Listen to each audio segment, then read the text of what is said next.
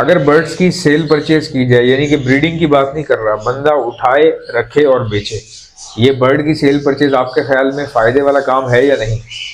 देखिए, बर्ड्स की cell purchase एक डिफरेंट फील्ड है जो कि ब्रोकरेज और ट्रेडिंग के हवाले से जानी जाती है। एक फील्ड है ब्रीडिंग। वैसे तो ये चीज़ें ओवरलैप हो सकती हैं, लेकिन बेहतरीन रिजल्ट के लिए ब्रीडर अपना किरदार अलग निभाए, ब्रोकर ट्रेडर अलग निभाए, एक्सपोर्टर अलग निभाए। क्योंकि जब आप बर्ड्स ब्रीड भी करा रहे हो तो आप एक बहुत बड़े बर्ड तो स्ट्रेस में होता है और आप भी स्ट्रेस में होते हैं। आप उसकी नोटिंग कर रहे होते हैं, अंडे को सर्वाइव कराने की कोशिश कर रहे होते हैं, अंडा हैच करवाते हैं बर्ड के साथ, जो बर्ड फीड भी कराते हैं उसको हैंड फीड करवाते हैं। तो ये बहुत सारी ड्यूटीज होती हैं और उसके साथ साथ आप सेलिंग नहीं कर सकते। सेलर जो होता है उसका एक टोटल डिफरेंट काम होता है, उसका ब्रीडिंग से कोई ताल्लुक नहीं होता। उसका काम ये होता है वो आपसे बर्ड लेगा, आपको पैसे देगा और वो बर्ड थोड़े दिन रखने के बाद, उसको थोड़ा बड़ा करने के बाद या उसी वक्त ही उसको आगे सेल कर देगा एक अच्छे प्रॉफिट के अंदर। अच्छा, ये काम बड़े अच्छे थे, यहाँ पे खराबी कहाँ से पैदा होना स्टार्ट हुई इसके ऊपर बात करते हैं। एक बंदा बर्ड ब्रीड करा रहा है, ब्रोकर आपको पैसे दे रहा है और आपसे बर्ड ले रहा है। खराबी यहाँ पे हुई, ब्रोकर ने कहा कि मैं आपको पैसे नहीं दूंगा, बर्ड सेल करके पैसे दूंगा। ये एक वो पॉइंट था, यहाँ से बातें खराब होती गई और मजीद खराबी आगे फैलती गई। जब आपने ब्रोकर्स और ट्रेडर्स को थोड़ा सा लेवरेज दिया इसके अंदर, ये लेवरेज जो है ना आपकी तबाही का बायस बना है फिर आगे जाके। क्योंकि होता है क्या, बर्ड एक जिंदा चीज़ है। मैंने बहुत सारे डिस्प्यूट्स देखे इससे रिलेटेड। बर्ड एक जिंदा चीज़ है, ब्रोकर ने आपसे या ट्रेडर ने आपसे 10 पीस लिए और एक मर गया पीस, तो वो एक पीस ना आपसे क्लेम करेगा। अगर वो आपसे एडवांस पैसे देके लेके गया होगा ना, वो कभी आपसे क्लेम नहीं कर सकता, क्योंकि वो तो उसकी किस्मत है। लेकिन वो चांस लेगा और वहां से ताल्लुकात एक ट्रेडर के और एक ब्रीडर के आपस में खराब होना शुरू हो जाता है। अच्छा, मुझे ये बताएं कि जैसे अभी आप कह रहे थे ना कि बर्ड जब आप लेकर बेचते हैं तो उस वक्त आपको किन बातों का ख्याल रखना चाहिए जब आप लेकर बेच रहे होते हैं किसी से? अच्छा, ये बड़ा ज़बरदस्त सवाल है आपका और इसमें काफ़ी लोग ना बेज़ाब्तियाँ भी कर रहे होते हैं। अच्छा। वो ये कि अंडर एज बर्ड ना सेल कर रहे होते हैं। बर्ड सेल्फ हुआ दिख तो रहा होता है बज़ाहिर, लेकिन वो सेल्फ होता नहीं है। वो आपके घर पे सेल्फ होता है, लेकिन वो ट्रैवलिंग करके किसी जगह पे रखने में वो सेल्फ नहीं होता। इसमें लोग गलतियाँ भी करते हैं। नए नवेले जो लोग होते हैं बेचारे, उनको लोग गाइड भी नहीं करते सही तरीके से। बर्ड रखने का तरीका अलग होता है। सेल्फ हुआ बर्ड जो वो डिफरेंट स्टेजेस से गुजर रहा होता है। मैंने बहुत सारे लोग देखे हैं बर्ड सेल्फ करते हैं, बड़ी सी कॉलोनी के अंदर ना बर्ड जाके छोड़ देते हैं। बर्ड कमज़ोर होते मरने लगते हैं। आपने जब भी करना होता है ना, बर्ड आप कुछ सेलेक्ट करते हैं, 8 या 10 बर्ड आप लें, एक छोटे खाने के अंदर डालें और उसके वो ऐसा खाना हो जिसकी ट्रे ऊपर हो, ट्रे नीचे ना हो, जाली के ट्रे ऊपर हो। और आप देखेंगे बर्ड्स के जो बच्चे हैं ना तोतों के, वो दाने के पॉट से नहीं खाएंगे, वो नीचे से उठा उठा के खाएंगे। आपने सॉफ्ट फूड भी उस पर फेंकना है, भुट्टा क्रश करके उस पर फेंकना है। लोग भुट्टा साबुत फेंक देते हैं, वो बच्चा है उसको पता ही नहीं है भुट्टा कैसे खाते हैं।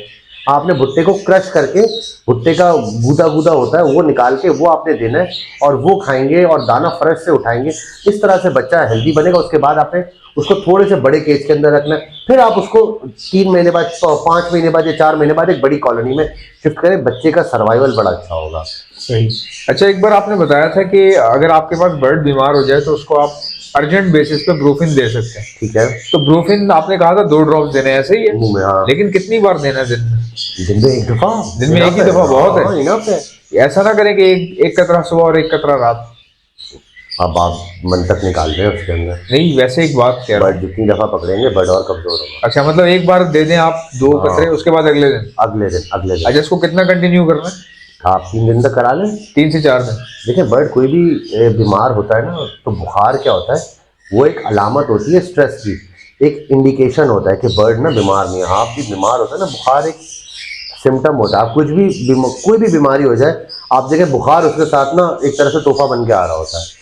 एक्चुअली बुखार इंडिकेट कर रहा होता है कि there is something wrong with your body. Auto correct वो एक सिग्नल दे रहा होता है। तो बर्ड में भी वो सिग्नल दे रहा होता है कि कुछ गलत हो रहा है बर्ड के साथ। तो आप बुखार में एक तकलीफ होती है, वो फीवर होता है जिसमें शिवर कर रहा होता है बर्ड, उसको ठंड लग रही होती है, उसको पेन हो रहा होता है। अगर चोट वोट अमूमन लगती है बर्ड को, तो वो सारी चीज़ें ना कम हो जाती है और बर्ड जो है उसको थोड़ा सा एक्स्ट्रा टाइम मिल जाता है उस सिचुएशन से फाइट करने के लिए। एक्चुअली ब्रूफिन देके हम उस सिचुएशन से फाइट करने की उसके अंदर एनर्जी दे रहे होते हैं। तो उस सिचुएशन से 3-4 दिन गुजार ले ताकि सर्वाइव हो जाए। उसके बाद उसका इम्यून सिस्टम एक्टिव हो जाता है और वो सर्वाइव कर जाता है बर्ड। सही। अच्छा, अब एक और बात आपसे पूछते हैं जो कि थोड़े मेरे पर्सनल क्वेश्चंस हैं आपके साथ। अच्छा मतलब मेरे पर्सनल हैं। अच्छा। मतलब ये मैं इस पॉडकास्ट के अलावा की बात कर रहा हूँ। अच्छा, आप मुझे बताएं कि आहिस्ता आहिस्ता आप आगे आने वाले वक्त में किन किन बर्ड्स को अपने शेड में जो है वो शामिल करेंगे आप अपने पास। मैं अपनी बात नहीं करूंगा, मैं ये बात करूंगा जनरल पब्लिक को क्या करना अच्छा, हाँ, पब्लिक को क्या करना चाहिए। चाहिए। जैसे कमर्शियल बर्ड जैसे कि एल्बिनो और क्रेमिनो है, इन पे बिल्कुल लॉक हो जाना चाहिए। अच्छा। और ये भी एक्सपेक्ट करना चाहिए मुस्तकबिल में इसकी प्राइसेस बहुत ज़्यादा रिड्यूस होंगे, लेकिन आप जो है बर्ड कंटिन्यूसली सेल कर रहे होंगे, एक स्टॉप जो लगता है ना वो स्टॉप नहीं लगेगा आपका।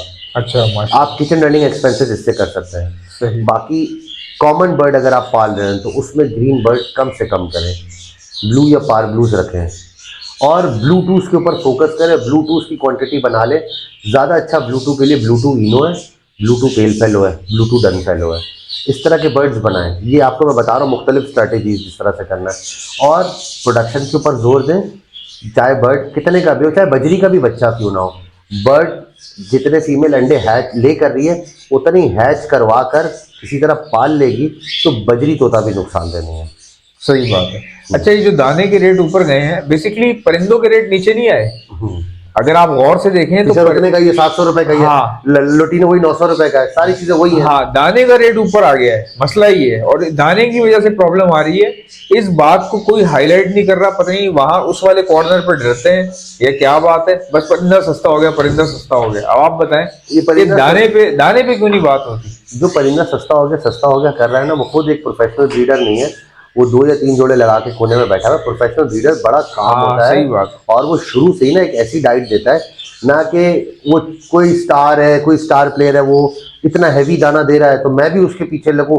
एक ट्रक की बत्ती के पीछे लगना है ना, जब तक ट्रक की बत्ती के पीछे से आप हटेंगे नहीं ना तब तक आपका कुछ नहीं हो सकता। आपने एक बॉक्स से ना आउट होकर सोचना है, कहते हैं ना पुश द एनवेलप। इसका मकसद ही होता है कि think out of the box. आपने कुछ डिफरेंट करना है, ज्यादा मेहनत के साथ करना है। ऑफ सीजन के अंदर हम क्या कर रहे होते हैं, फारिग होते हैं, बर्ड को आहिस्ता आहिस्ता बाजरे पे लेके आए, अपने दाने में 10% मिक्स करें, फिर 20% मिक्स करें, फिर 30% मिक्स करें, लेकिन उससे उसकी हेल्थ पे असर नहीं पड़ेगा। बाजरा तो बहुत अच्छी चीज़ है। जब मैं बचपन में छोटा था, जब मुझे पता चला था कि मुझे बर्ड्स का शौक है, तो उस वक्त हम बाजरा ही तो देते थे, हम और क्या देते थे। हाँ, वैसे कबूतर पाला करते थे, कबूतर के साथ फिशर पाले तो फिशर को भी वही बाजरा देते थे जो कबूतर को देते थे। आजकल तो डिफरेंट हो गए ना, कबूतर का बाजरा मोटा गोल अलग है और लब्बट का बाजरा अलग है। लब्बट में इवन के लोग पता है आपको मकाऊ और ग्रे पैरेट देते, जिसकी जरूरत ही नहीं है तोते को देने की। वो इतना महंगा दाना है और महंगे के साथ साथ तोता उठाता भी नहीं है। तोता वैसे ही छोड़ देता है। मकाऊ दाना देखिए कहते हैं हमारा तोता बाजरा नहीं उठा रहा। कैसे उठाएगा भाई, वो इतना मोटा इतना बड़ा बाजरा है, वो कैसे उठाएगा। आप ऐसा बाजरा लें जो कि आपकी कंगनी की तरह दिखता हो, कंगनी के साथ हो जाए, मिक्स हो जाए, और वो दाना आप आहिस्ता आहिस्ता 10% दें, 20% दें, 30% दें, 50-50 पे आके रोक दें। वो बाजरा हरा कबूतर डिफरेंट है, नीला कबूतर, हरा कबूतर, इस तरह के नाम से आते हैं। सही। मतलब ये बाजरा आपके पास चल जाएगा ऑफ सीजन में।